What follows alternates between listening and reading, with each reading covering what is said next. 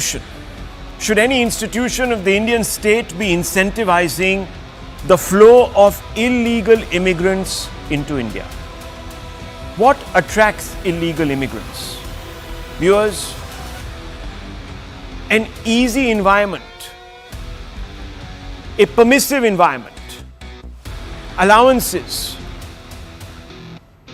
the surety of a state that is welcoming. And therefore, viewers, the answer to the question is no. It's an obvious no. If you want to know why, just look at Europe. The soft state there, infiltrated by woke progressive policy makers, made it so attractive and easy for illegals to stay on and leech the government, the taxpayer that is, that they began arriving by the boat and truckloads. Today, most European countries are being overrun by illegal immigration that is now threatening to erode the demography, social value, and the local culture. Crime is at an all-time high. Look at Spain. The state is burdened by massive cost of housing and feeding the illegals, and valid citizens are not getting jobs. Look at the United Kingdom. Look at Italy. Look at Greece. Look at Sweden. We don't want the Indian state to make the same mistake as that made by these European countries. And that's why a massive debate has broken out today after the Supreme Court suddenly admitted a PIL, a public interest litigation, demanding that Rohingyas be given state benefits. Yes, viewers, this PIL was filed on behalf of Rohingyas. It called upon the Supreme Court to order benefits for Rohingyas, give free education, healthcare to Rohingyas and their families, give SOPs irrespective of citizenship status. And this PIL was filed by an advocate called Colin Gonzalez. Not only has the Supreme Court admitted the plea, but it was so apparently moved by the PIL's demands that it has in principle agreed to giving admission to Rohingya children in government schools and even considering free hospital care among other benefits for Rohingya families. In fact, the Supreme Court has been so generous that it has even agreed that Rohingyas should be exempted from the purview of all legal rules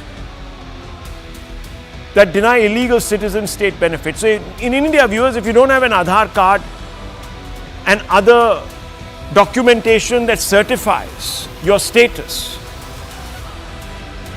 as a bona fide Indian citizen, you can't get any state handouts. But the Supreme Court says, and I quote, in terms of education, there is no question of discrimination. Every child will get admission.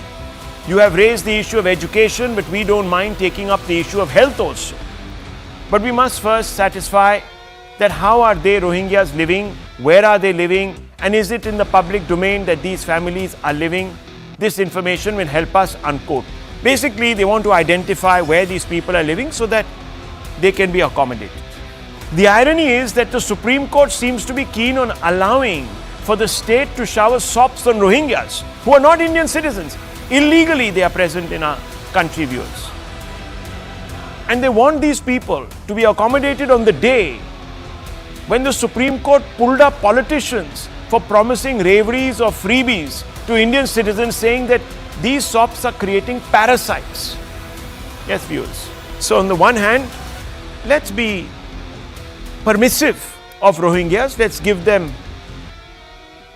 education. Let's give them beds in hospitals.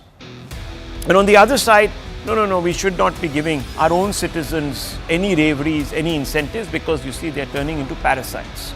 I'll quote the Supreme Court double bench. Rather than promoting them to be a part of the mainstream of the society by contributing to the nation's development, are we not creating a class of parasites? Unfortunately, because of these freebies, which just on the anvil of elections are declared, like Ladki Bahin and other schemes, people are not willing to work, unquote, viewers. Now, I'm not for freebies, so don't take this as me sort of endorsing it. I'm only bringing out I don't know if I can call it double standards, but certainly an unequal standard.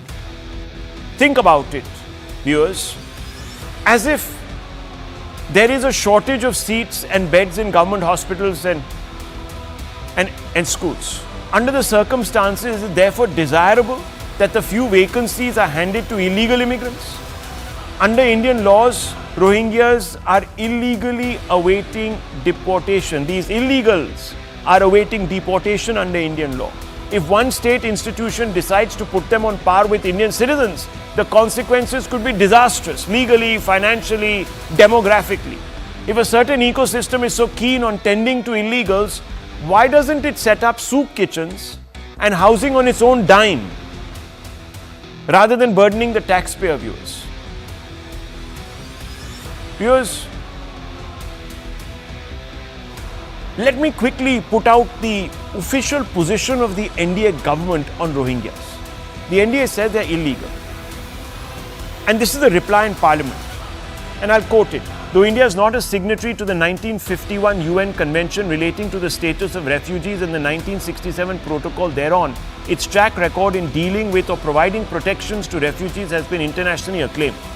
The Rohingyas have entered into the country without having valid travel documents, and therefore they are covered within the ambit of the definition of illegal migrants, defined under Section 21B of the Citizenship Act 1955. So viewers, they are deemed illegal. The SC stand prompts some basic questions, and I'll bring them up for you, and you can, viewers, go through some of them. They'll be on the screen. Should Rohingyas be treated at par with Indian citizens and given a share of state benefits? Won't giving benefits to illegals encourage more illegal immigration into India? Are parties that are supporting the SC verdict putting illegals at par with Indians? Are they doing that? Let's open this up, viewers, because there are some fundamental questions tonight. And there will be enough people who say, oh, have a heart, Mr. Shivshankar, etc., etc. You know, how can you grudge this, that, the other section of our society their little benefits? So, Dr. Ranganathan, let me bring you in. This is a big development. This is a big development that we're hearing from the Supreme Court. Where do you stand on this? Because fundamentally, I have nothing against the poor Rohingyas. You know, I'm sure they're quite destitute. They're in a bad situation. We must all collectively empathize with them, and we all do. But the point is, you make it comfortable for them. There are others looking over the border saying, hey, everyone gets a nice little deal here. Let's go to India. Let's all land up. No, of course. But I think, Rahul, good evening to you and to my fellow panelists. I think, seriously, the time has come for us to be honest about the way the Indian state conducts itself.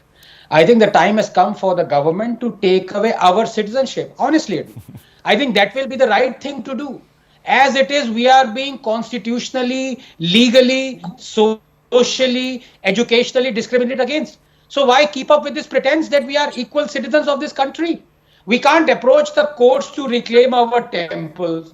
Our temples are under government control. We are refugees in our own land. Our schools are forced to provide reservations. Our murderers are being felicitated and celebrated. Our festivals and ways of life is being regulated and adjudicated upon. So why this pretense? गर्व से कहो, हम तुम्हारे साथ discriminate कर रहे हैं, कहो ना.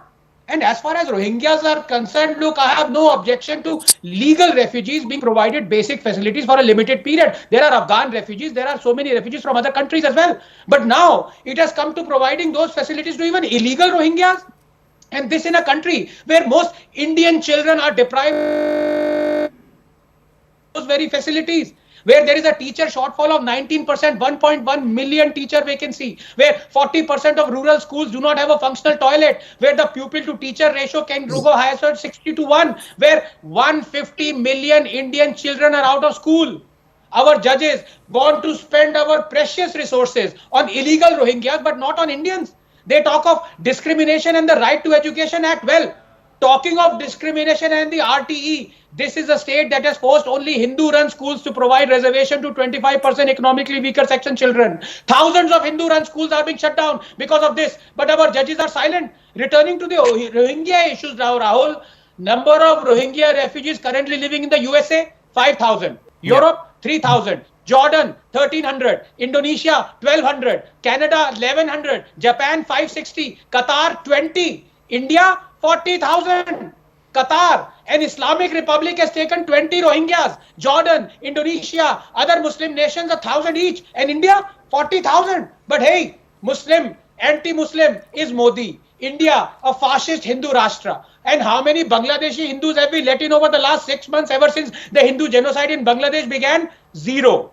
Remember how Indian Muslims united and indulged in Azad Maidan protests and riots to force the Indian government to take in Muslim Rohingya refugees from Myanmar? Well, it resulted in us ultimately taking in tens of thousands of Rohingya Muslim refugees. It is another matter that not one of them from the Indian Muslim community ever united to force the Indian government to settle 7 lakh Kashmiri Hindus who were driven out from their own homes. Anyhow, all Hindus remember Azad Maidan, but do we remember Khamong Sheikh, Rahul? We don't. It is a place in Myanmar where Muslim Rohingyas murdered more than 100 Hindus and their families mercilessly, raped, pillaged, even buried some alive. Many among those Rohingya Muslims who committed this atrocity might be right now in India as refugees. But as I said, no Hindu ever came out to talk about Khamong Sheikh. All we do is get jealous of Indian Muslims uniting for Rohingya Muslims, Palestinian Muslims, Lebanese Muslims. Rahul, if you are jealous of someone else's unity, it means you are divided. And I ask you finally 10 seconds. What kind of country is this where Kashmiri Hindus are forced to be refugees in their own land, where one can settle 40,000 Rohingya Muslims in India, 6,000 in Jammu and Kashmir, but not 7 lakh Kashmiri Hindus in Jammu and Kashmir, the land's original inhabitants? Every Indian refugee must be rehabilitated, yes, and every illegal Rohingya refugee must be deported. Well, let me tell you, viewers, this is also the same Supreme Court that lectures the government for not doing enough to get rid of illegals, but then wants to also feather their nests. I don't understand what is going on, actually. I'm very confused. And I am not even making this a Hindu-Muslim issue, viewers. This is about Indian citizens of every stripe versus illegals. We have seen what's happened in Europe. We created such a permissive environment, the European state, Jayanand Dehadrai there, for illegals to come in, that they stayed on, they milked the state. In fact, in the United Kingdom, the government there in England had to put them up in lovely 3-star, 4-star, 5-star hotels at some instances because they don't know where to house them. And at the cost of depriving ordinary citizens housing. So there's a housing crisis. On top of that, you need to, keep these people there because your laws have been twisted in such a way to benefit this infiltration. Okay, yes, yeah. Sorry, I didn't mean to interrupt Jay because it's his turn. But I just wanted to, when you say it is not a Hindu-Muslim issue, I'm sorry, Rahul. It is a Hindu-Muslim issue. Has the Supreme Court adjudicated on how many harried Bangladeshi Hindus for the last 6 months must be rehabilitated in India? No. It only talks about Rohingya Muslims. Well, okay. I mean, to be fair to the Supreme Court, it was addressing a PIL. Now, maybe you can file a PIL and get it to say whatever it has to. But, I'm just saying that at this moment in time, I'm not even looking at it from a sectarian lens. I'm just looking at it from an Indian citizen first lens. And I think we're all within our rights to ask the Supreme Court some questions. I mean, look, J. Anant Dehadrai, there are 1.3 beds per 1,000 people, hospital beds in state-run hospitals available. That's the ratio. It's much below the WHO ratio of 3 per 1,000 hospital beds. Now, you tell me, if you start giving, and remember this 40,000 figure that Dr. Ranganathan is talking about goes back to about 7 years. 13 okay, years, 7 years. And the government in that same affidavit which it filed in the parliament said, look, we don't know because these people are illegals. So we don't know how many are in our country. It's not 40,000. And we are now, if you go by the Supreme Court, J. Anant Dehadrai, and I don't even know if it's legal, they are saying do away with the basic, Aadhaar card requirement, etc. to get emoluments. So anyone and everybody. No, hi Rahul, good evening. And Professor Ranganathan, Dr. Ranganathan is someone I have enormous respect for. And, when he speaks with a lot of, research and there's a lot of weight in what he says. I can't disagree with him. And I think he really hits the nail on the head when he says that there is a resource allocation problem at the root of it.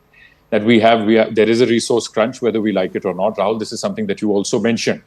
And then on top of that, when your own Indian citizens are sort of struggling for their basic needs to be met, you have sort of the floodgates being opened. And you allow the floodgates being opened and you allow all sorts of illegal individuals who are, of course, not citizens and some of whom might even be miscreants looking to create trouble in India. But having said that, I think there is a small nuance that perhaps some of us have missed today in what the Supreme Court has done, and which is something that I'd like to place before you and your viewers. which is this, that, I think the Supreme Court in its wisdom today has passed a somewhat interim order.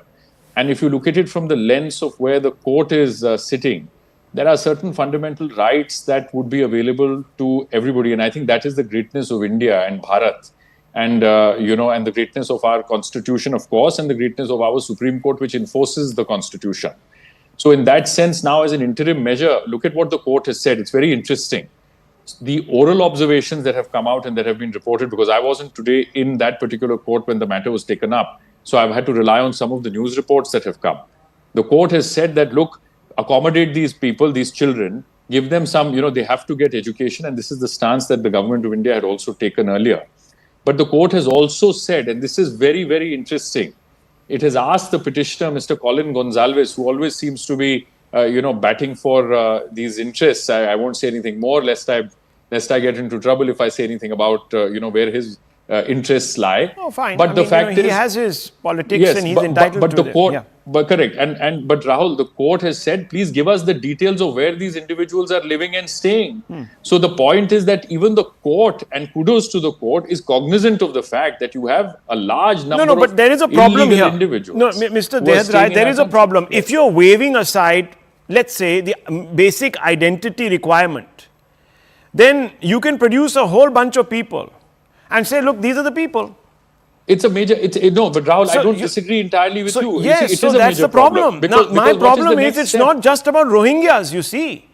Yes. This sets a template. Now, I want to ask you a question. You say that, hang on. I want to ask you this counter question. We are extremely aware of fundamental rights and all of that. I believe we are. We're a lovely, lovely, lovely country, which upholds everyone's fundamental rights. So I want to ask you, if a group of people are persecuted, for example, from a particular geography, and they exit that geography and they are expecting the state to at least rehabilitate them, would it make a difference if they were called victims of genocide or if they were simply labeled migrants under the law? If they were migrants, economic migrants, would they qualify for any emoluments? I don't think so, would they? Well, it could be argued both ways, right? On the one hand, you'd say that economic migrants also are sort of, they're fighting for survival. No, but hang on, just a minute. Now let me get specific. You see, legal distinction. Look at the Kashmir. I'm looking at it from a very legal point of view. If you're not a victim, why do you deserve a handout? Right? Why do you deserve relief? You have to be designated a victim. Do you know, viewers, the Kashmiri Hindus who were externed from their homes are still called migrants in this country, as if they left because, someone was giving them a nice MNC job in some, campsite. No, they are the real Jammu. Refugees. They are really the real. Yeah. They're not called that. Refugees. They're not called that. They're called migrants. And you are telling me that the Supreme Court thinks about fundamental rights? It threw out petitions, Rahul, not once but twice. But Rahul, to be fair. No, they were filed by. No, I'm not. I'm being very fair, sir. As a Kashmiri Hindu, you tell me, I go to court, right? And I say that, look, I haven't got justice. The court says, sorry, it's all time bound. But the Sikhs, for example, almost the same amount of time. In fact, more. They go. Yes, more. Yeah. And guess what, viewers? The court entertains. The court is now giving justice. So there is, let's be a little more cautious in, handing out certificates. I'm not here. I'm only looking at the bizarreness of it. So at one level, the Supreme Court says, and I want to bring in Lokesh Jindal. Lokesh Jindal, you are from the Congress. Subhrashtra is also there with us. And I want to ask you, in Jharkhand, I can't only blame the Supreme Court because there are political parties such as yours. In Jharkhand, the person who was running the campaign from your political party, the state in charge. You know what he did? In the manifesto, he came out and said that all illegals will be given state benefits like LPG, etc. Kyun bhai? Kyun, sir? Rahul, because the Constitution under Article 21 requires or it entitles every individual, whether citizen or non-citizen. Show me. Read Article 21 of the Constitution. Read it. You read it. No person. No, I'm asking you. No person. The Constitution of India applies to Indians, not to illegals. No. Yeah. Article 21 of the Constitution. We the people, sir. gives Have you a forgotten? fundamental Who? right. The people of India. No. You are grossly mistaken, Rahul. Right. We have lawyers in this panel and they shall agree. Article 21 of the I disagree He disagrees. with Lokesh Jindal. is I disagree available to strongly. both Article citizens 21, and I'm sorry, non-citizens doesn't alike. mean that free LPG cylinders should be given to illegals entering this country at the No, cost no, of not let giving them me- to let other me- let me Indian complete- people. let So me please don't try and complete- let me extrapolate complete- your ridiculous, let me fanciful complete- assertions to the let me Constitution complete- and certain articles of the Constitution. Doesn't appear, it doesn't No, apply in a blanket listen. manner in that way. When There is we a are nuance talking to it. about Article There is a 21, nuance Article to it. 21A of the Constitution, it gives a fundamental right to every individual. It specifically states person, not citizen. You distinct it with Article 15 and Article 16 of the So Constitution, which granting state specifically largesse, says that the granting citizens state largesse, shall be allowing entitled illegals to to enter into the country non-discrimination. and settle here, But Article is not 21 what Article coupled with 21 Article talks 45 about of at the all. Constitution Please go has back to and be read the understood. Constitution. And every I children think you're from reading age the 6 to Constitution of the 14, Congress Party and they not the are Constitution of entitled to India. primary education. I don't- No, Look, sir. I'm stunned The today, viewers. Constitution will not Then be you know what, interpreted viewers? as Hang on, per just a your minute, just a convenience. minute, just a minute, Education in just half a a minute, second. just a minute, viewers. You see, you're also entitled to have a free vote. Just tear up your voter IDs, your Aadhars, everything. Just throw them out of the window. Because you're no different from an illegal. Maybe that's why Dr. Anand Ranganathan began by saying maybe we should just declare ourselves all illegals. We might actually benefit. Kuch aur mil jayega. But you know, Subhash, Rahul, what worries yeah. me is that we have three exalted lawyers on the panel, and clients are watching these lawyers. And some of the clients might be telling the judge tomorrow, "Ki my lord, मैंने देख लिया लोकेश कैसे लड़ रहा है, मैं खुद लड़ लूंगा अपना case." What is the theory out here? What is the logic? Does he mean to say that 50 million persecuted Shias from Pakistan should be allowed to come lock, stock and barrel to India? ये कहां से आ गया भाई? दरवाजे खोल दो, border छोड़ दो. सब लोगों को हमने ठेका ले रखा है पढ़ाने का. Let me bring in Subhash on this. One second, sir, one second. We are not a I mean, call signatory. yourself a scientist, Sir, and you don't even know a logical, deductive argument. You No, sir, cannot this even come is with not any form of deductive. This is basic reductive. reason. This is a reductive, not a deductive argument. This is a reductive argument. Sir, please. I don't want to use another word that actually, at some level, Tell me is a simile. tell me a legal At least provision. phonetically, Does he even know anything it is about the phonetically Foreigners Act similar. 1946? One second. Let Do me you bring know in on what Subhash. Please, basis sir. are you classifying Sir, please, I beg you. I beg you, sir. as Why legal or illegal why do we have migrant? jam? Viewers, why do we have jam? We have jam because what is Jan? Aadhaar, mobile. Why do we have this? We have it so that the largesse of the state goes to individuals who can open bank accounts. Now, viewers, I think you all know that to open a bank account in this country, you require Indian citizenship. Yes, you can do it as a foreigner, but then you cannot be illegal. You come in with a visa, you have certain documents to prove that you are earning money here, you've got a job here, etc., and you're entitled to receive funds and open an account. There is something called KYC. Now, viewers, we are now being told that it doesn't matter. You could be an illegal and you can get, 5 kilos of dal, you can get everything. Yes, you can get it under some model, political model, where you want to actually make everyone happy. You can divert from PDS, you can steal from the godowns of the government's, storage, etc. You can do all of that. And they do, viewers. So maybe the Congress is really confused. They don't know whether anymore what is right, what is legal, what is illegal. जो भी हाथ में आता है दे दो. किसी का भी हो, doesn't matter. Subhash, what do you make of this Supreme Court in principles stand? Yes, it's an interim order. It needs to be sort of fleshed out further. And I also have a problem because the government at some level, the AG has also come out and said, we don't have much of a problem. What is this virtue signaling all about? Rahul, I'm slightly amused at the turn this conversation has taken because on the one hand, we don't want to support freebies by any political party. If you ask the Congress panelists today, he would say even we are against freebies in principle. But they have no qualms in misquoting one article of one subclause of our of one of the articles of our constitution to say that we can offer free LPG cylinder to illegal migrants. This is really bizarre. I think we really need to take a step back and see where are we headed in terms of debates in this country.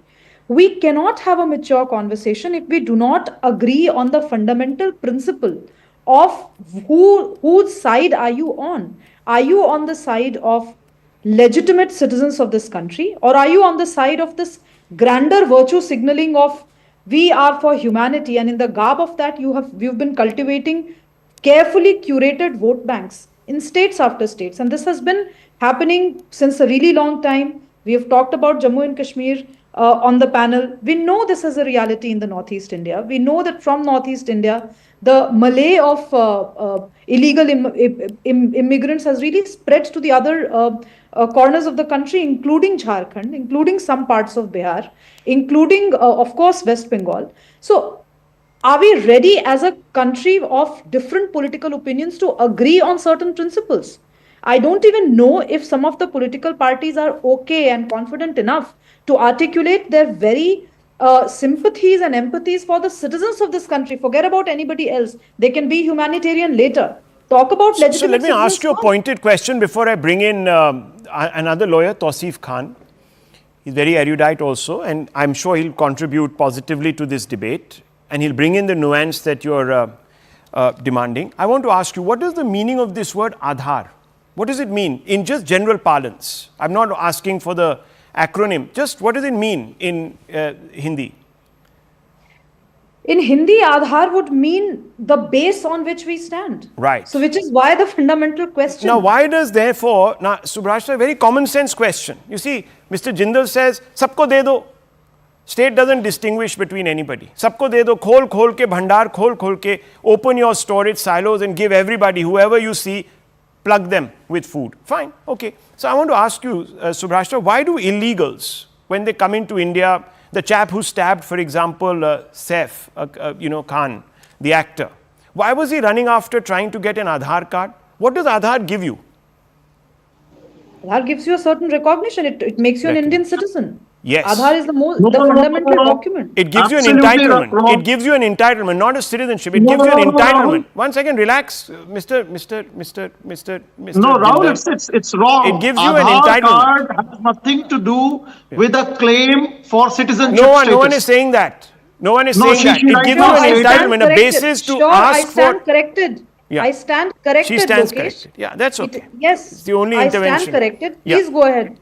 Yes, Please go ahead. so 1 second. So basically, viewers, it gives you the right to demand a fair share. You become a stakeholder. Without that, viewers, you can't get entitlements. It's very simple. Jam Trinity, the Jan Aadhaar mobile. Remember that.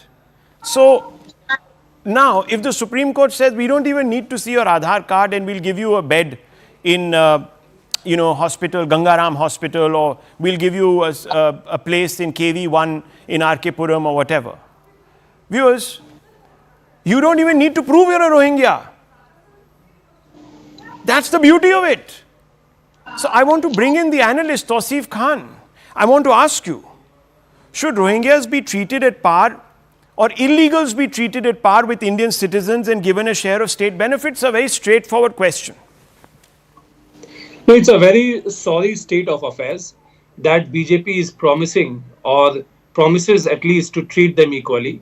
You see, the Supreme Court today is criticizing the political parties' poll promises, the freebies that they are offering in terms of free ration or money or free gas, in the backdrop of the recently concluded Delhi election.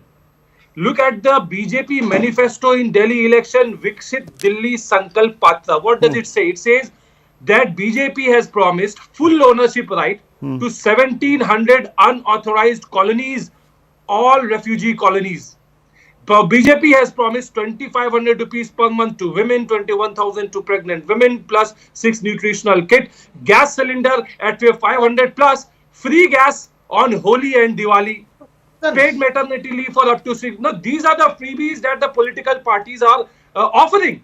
And in what has that got to do with this? What has that got to do with this? Because I'm asking that is you. the question. That is the What is- question which the question? Supreme Court is asking. No, but then the Supreme Court is saying widen the ambit. Illegals ko bhi de do. No. From what I'm understanding, the Supreme. No. 1 second. No, 1 second, sir. Please, Tausif Khan. I think you misunderstood the question. You see, we are in the wrong court right now.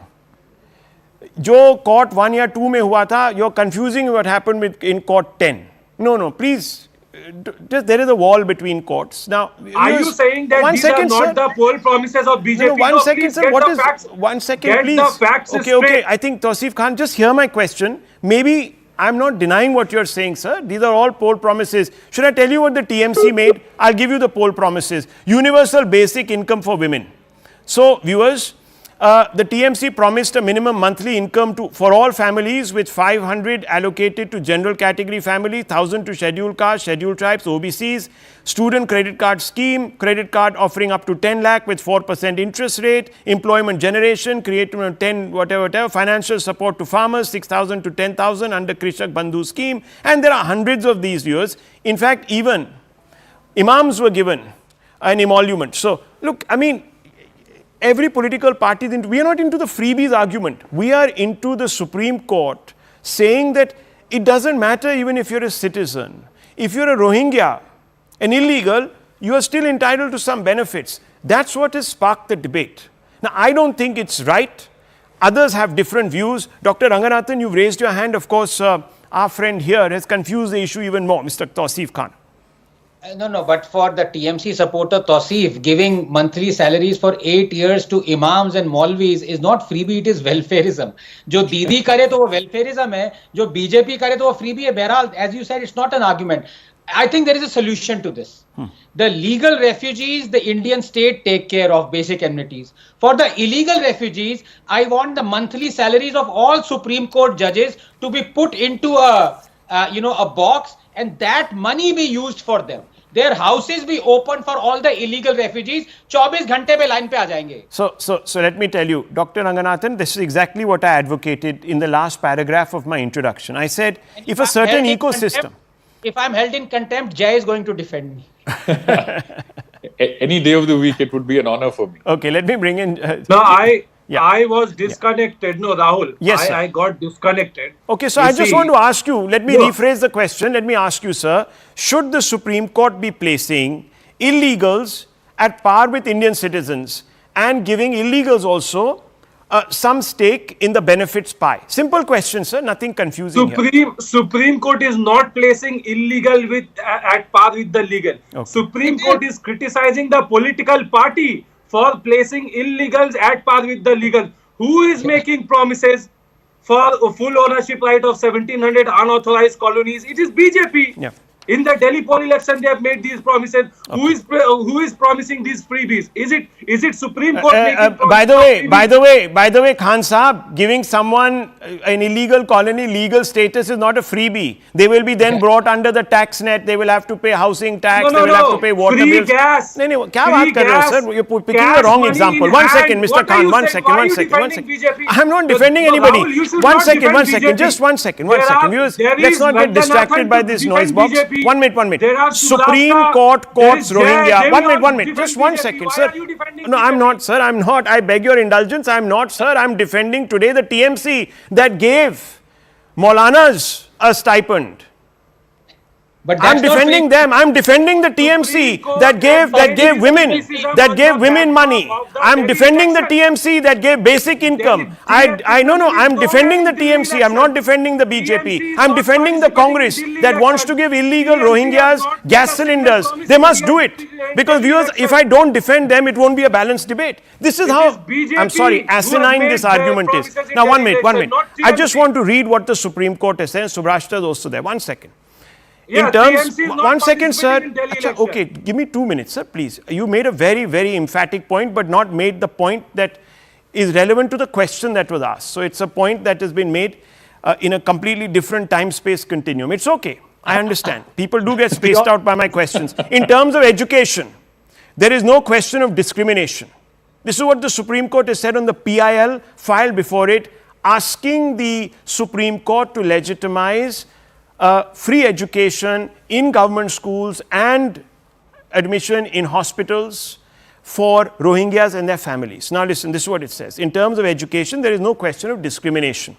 Every child will get admission. You have raised the issue of education, but we don't mind taking up the issue of health also. Usko bhi jod diya.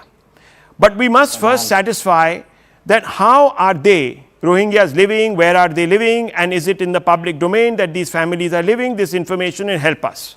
Now, viewers, if a state can't even find these people tomorrow, and you are saying that we don't even require to see Aadhaars anymore, then anyone can come and say, I'm a Rohingya, and Mr. Gonzalez will produce a lengthy list which will include perhaps some members of the AAP which have also lost the election. They'll all come and they'll say, give us state benefits. There'll be a lot of that. If I may just point something out, in Delhi, factually speaking, we had 10 years of this ridiculous Aam Aadmi Party government with Kejriwal at the helm. So insofar as the Rohingyas who have entered Delhi is concerned, or even insofar as the ones who have taken shelter in West Bengal, are concerned, I think it was in the interest of the governments there, the political parties who are in control, both the Aam Aadmi Party and the TMC. It suited them to have these illegal migrants come in basically and then add to their vote bank. I think that is what is at the heart of it. Yeah. But the Supreme Court, so it's okay. See, I have no problems. If these gentlemen and ladies who have such bleeding hearts, if they really want to look after, as I said in my own introduction, I said if a certain ecosystem is so keen on tending to illegals, why doesn't it set up soup kitchens at its own cost? No, absolutely. And housing on their own dime, rather than burdening the taxpayer. Yes, this so-called NGO, Professor Ranganathan, this is interesting.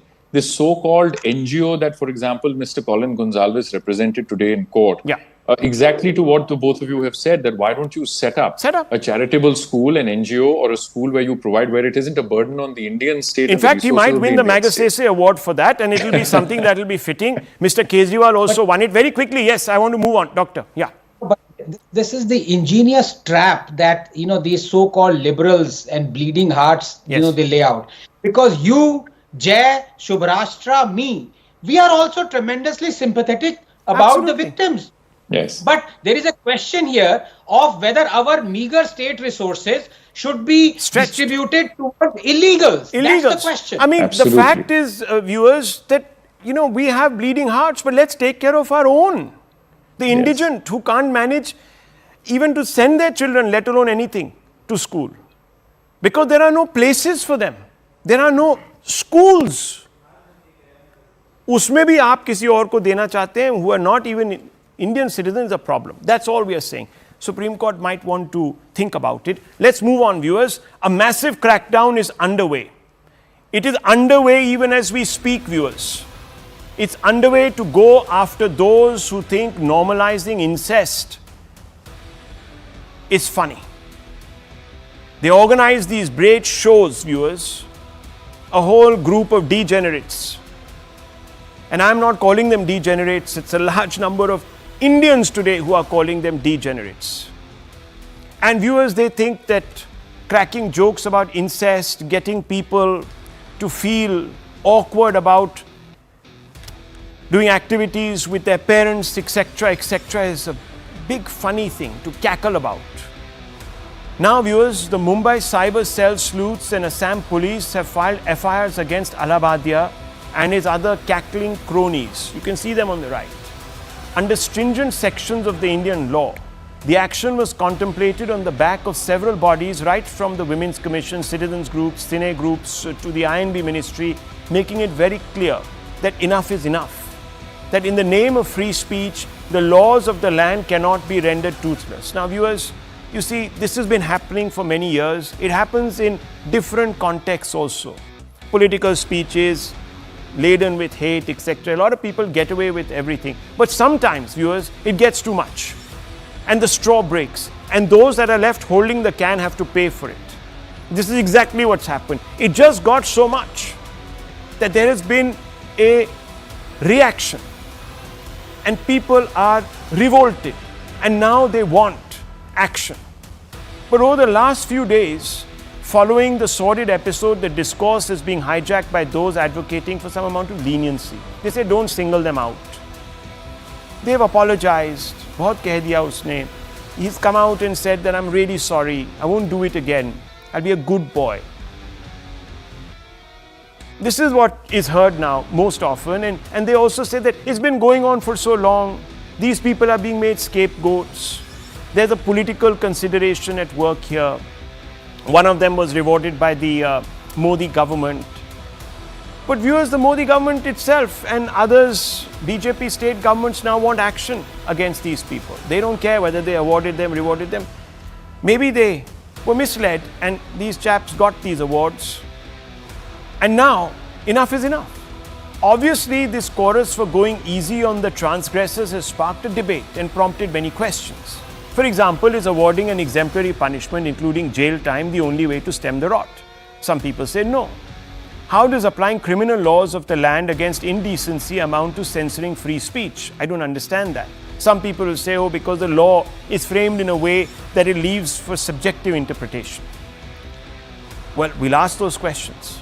Can influencers be trusted to regulate themselves when the entire revenue model is built upon pushing limits to garner viewers? If professionals in the formal media are subject to punitive action, including deplatforming, why shouldn't digital influencers be regulated too and deplatformed? Have all those who've been asking the government to water down punitive stipulations in proposed laws weakened the fight against filth and slander?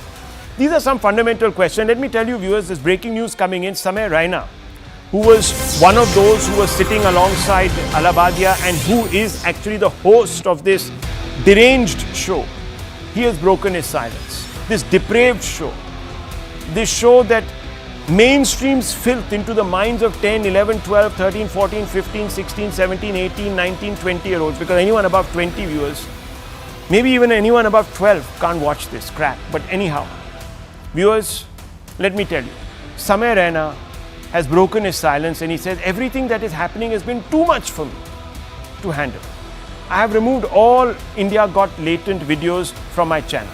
My only objective was to make people laugh and have a good time. I will fully cooperate with all agencies to ensure the inquiries are concluded fairly, unquote. Viewers, there's not even an admission of wrongdoing. There's not even an acknowledgement that I did something wrong. I'm sorry I caused so many people so much pain. He says the only pain that has been caused is to his own well-being. It's for too much for me to handle. Well, sir, when you were abusing, cackling away, think about the filth you inflicted on innocent minds. Imagine what it was like for them to hear this and bear it. That's what you should have been apologizing about. Ranveer Allahbadia, when he apologized, he said, oh, you know, it was an error of judgment. Does he think we are fools? That joke that he sort of asked, that incest-laden, horrible, filthy, vulgar-minded joke, viewers, was borrowed from another show. He knew exactly what he was doing, why he was doing it, to get views, and that show got some 23 million views or some absurd number like that, which also tells us how many people out there put up with putrid nonsense. Hopefully it was all after the controversy hit the airwaves and people out of curiosity went to hear it. I hope that is the actual reason. But let's open this up. We have a panel here. We want to ask some fundamental questions too. And I want to begin with Subhrashtra on this. Subhrashtra, this is a fundamental question. A stint in jail is perhaps best to stem the rot. Some people are saying that's what should happen to these people. We need to make an example. Unfortunately, these are the scapegoats. People like it or they can lump it. Rahul, in my opinion, punishing anybody in this matter or, having a conversation is really not going to solve the issue at a fundamental level. Because there are ethical concerns with respect to blue humor and dark humor that we need a conversation about. And I don't think in the din of what is going on right now, anybody is even interested in pushing that conversation forward. Look at how Samay, for example, responded right now. And look at how Allahbadia responded. And you're absolutely correct. Somebody, when knowingly indulges in a humor like that, calls it humor, I don't even know if it's humorous, if it was humorous in the very first place, then there are these ethical questions about appropriateness, about context, about social responsibility, and about harm that we must be talking about. I really don't know the solution to this, because these youngsters who are, who are out there in the open, cracking these jokes and cackling as if it's nobody's business, are perhaps too completely away from social realities. Perhaps they don't even know the kind of influence their work has on the minds of these 12-year-olds and 20-year-olds. Oh no, I think they do. They are not interested in influencing. You see, they are interested in getting views. Absolutely. It's a clickbait kind of model. And I think they are completely unapologetic about their business decision in that sense. I think the way to go forward in this entire situation is ask these people. I don't know how. I mean, if you have a lawyer in the panel, we might be able to suggest these people should be banned from any kind of content, putting out any kind of content in the public for a stipulated period of time, and they should actually serve as caregivers in society with the age groups that they have been able to poison. I don't want to use the word morally. Yeah, exactly. I mean, but God knows what they've done. The kind of influence they've had on these 12-year-old, 13 years old. Yeah, because these 13-year-olds, these 14-year-olds, Subhrashta will think it's cool. You see, this is a new word, cool. You see, it's cool, bro. It's cool to do what this character is asking people to actually do. So let's open this up. Dr. Ranganathan, look, let me just bring you in on this because, fine, you might disagree with jailing people, etc., snatching their liberty for their free speech, their right to free speech. But let me just ask you, fundamentally, there are certain things that have evolved over time. For example, anchors, if they cross a particular line, are deplatformed. We have an industry body. We also have laws, of course. In the past, one particular anchor cooked up some fake news. He was asked by his organization not to anchor for about a month or so, whatever it was. He was also apologetic. There were many, many things that happened. There was no conditional apology. There was a complete deplatforming, etc. But there were others who have done worse, but they were back. So I don't know, should there be a formal set of punitive measures now in place that dissuades people from doing this? Rahul, you know me, you've known me for years, and you know me that I absolutely adore you. You challenge me with your intelligent arguments. So please permit me for the next minute and a half or what you've granted me to really confront you, because I take it as an honor and a challenge. Yeah, sure. You talk about rhetorically when you were talking with Subhrashta that is it cool? Is it cool? Is it cool for this country to anoint someone as a Mahatma who, when he was 76 hang on. Doctor, I don't want to go there, please. There are certain holies in the... I agree with you. That Rahul, may I respond to? One second. I don't want to bring up the person. I won't because I don't want my platform to become a part of that kind of discourse. So forget that. Right. We can take this conversation somewhere else. We can have it offline. We can speak on the telephone, etc. But please do respect that. But make your larger point. I know that you're getting at the fact that there is hypocrisy. Now, yeah. So let's talk about the line that you mentioned, moving away from the hypocrisy that has already been exposed. Now, Rahul, who draws that line? That is the problem. If I were to give you some classics of cinema, for example, Pasolini's 120 Days of Sodom or Brando's Last Tango in Paris, would you call them pornography? At the time when they came out, yes, they were banned. Many people called them pornography. But then those very people forced Alan Turing, the father of computing and the man who won Britain the war, to commit suicide because homosexuality was considered illegal. For whom is something that is legal? For whom is it illegal? It is an absolute gray area. And this is the problem I have with people trying to determine what is right and what is wrong. And this is the problem if we get into... To you, I would say, for right or wrong. You see, we are having a philosophical now conversation. For right or wrong, there are a certain set of laws that govern public behavior. We may agree with them, we may not agree with them. There are laws like sedition, we may agree with them, we may not agree with them. We may agree with their remit, we may not agree with their remit. But they're there on the books. Now, if they're there on the books, should they be applied? That's the fundamental question. They can be applied, but that's superfluous because they are bad laws. Okay, that's a different debate. As I said, that's a philosophical debate. My point is, we can move for reform. But as of now, those laws are on the books. And that's why I framed that question, that how does applying criminal laws of the land as they exist today against indecency amount to censoring free speech? Now, these people are not some babes in the wood. You know what they have said?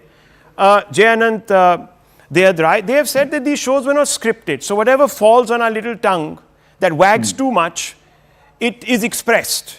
It's almost as if you have Tourette's syndrome. Yeah. We can't My control our apologies. tongue. Now, My profuse apologies to interrupt Jay again, but just No, 5 no problem. seconds. Yeah. And Please. Jay would know this. Rahul, there is no law in India against incest. okay, so all that is fine. Indecency there is, and you can then get into whether it applies, whether qualitatively all of this falls under the loosely worded law of indecency, etc., etc. But I think that the court will have to look at.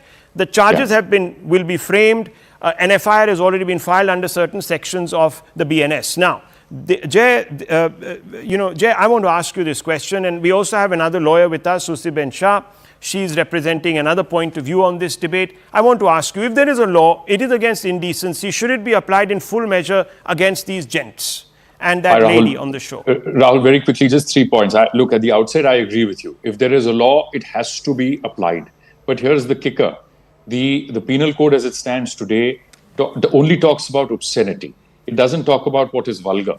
Now, I personally might have found everything that was said on that show to be grotesque, vulgar, absolutely repulsive.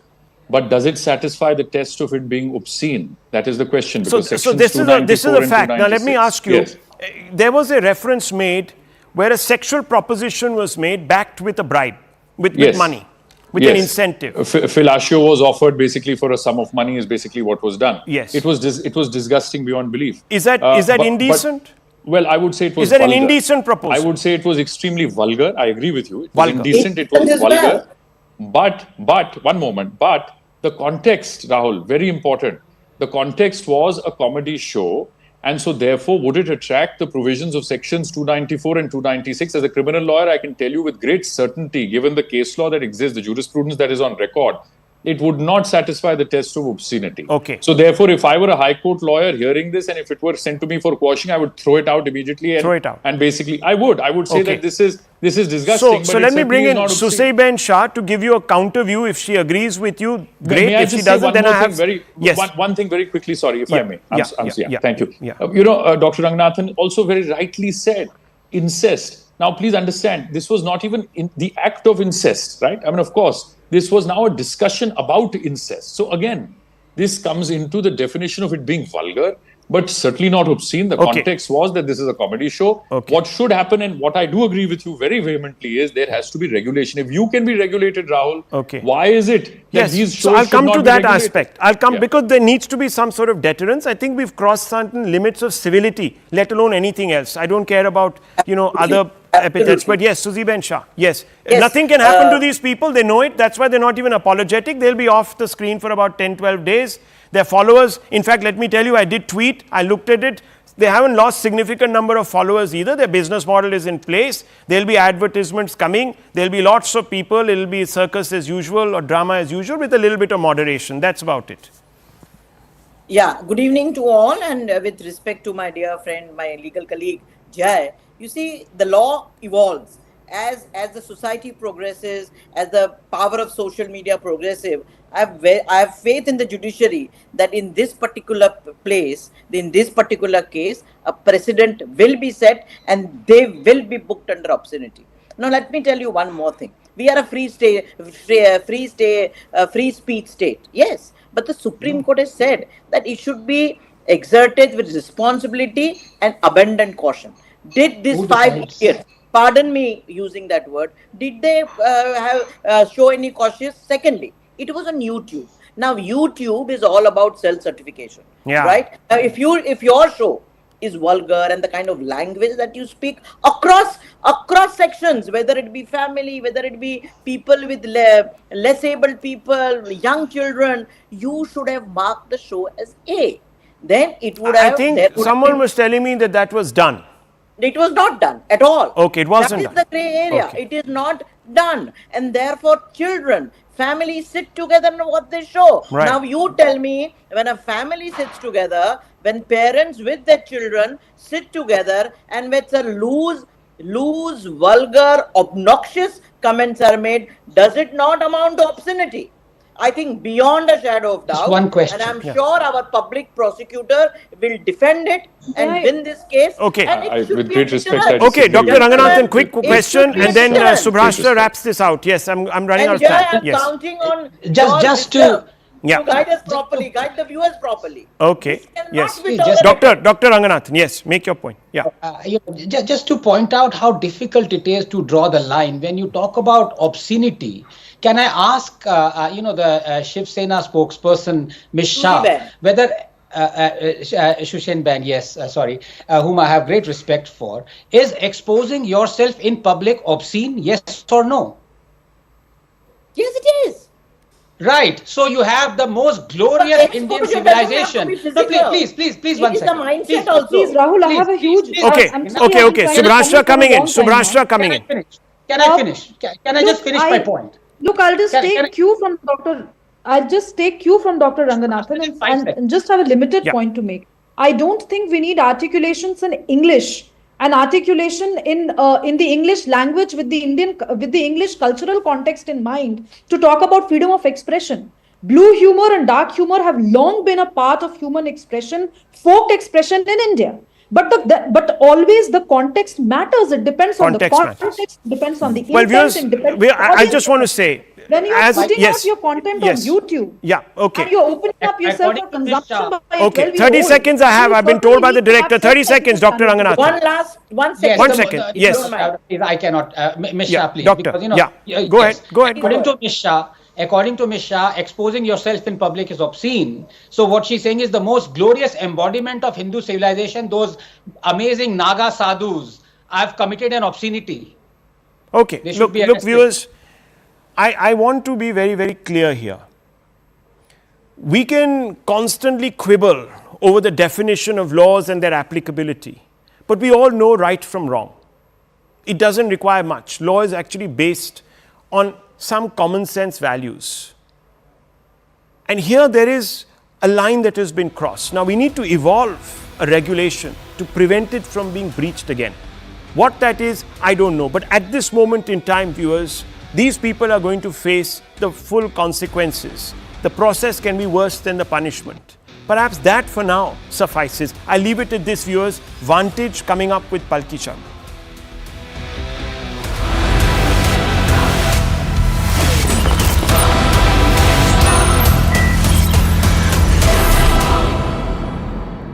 Presented by